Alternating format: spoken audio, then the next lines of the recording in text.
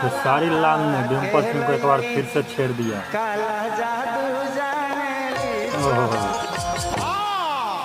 आप सच में आज बहुत खूबसूरत लग रही हैं।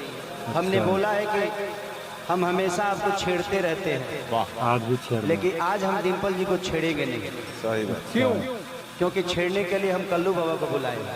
ओहो, यो तैयारी हम बड़े। आप छेड़ दीजिएगा, हम बर्दाश्त कर लेंगे। छेड़ दीजिए, छेड़ दीजिए। हम ना बोले कुछ। एक बार मैं चाहता हूँ कि डिम्पल जी के लिए ताली बजा दीजिए आप लोग। जोरदार ताली, आगे से लेकर पीछे तक, ऊपर से लेकर नीचे तक। हाँ? रे अथी कहाँ भाई एलम सरवा? तू ना बोलबो तो ना चिन्हबो। का करे एकरो पैसा ली ले तो मुंह से मत बोल। काफी से बोल। पर्दा के पीछे से बोलो। तो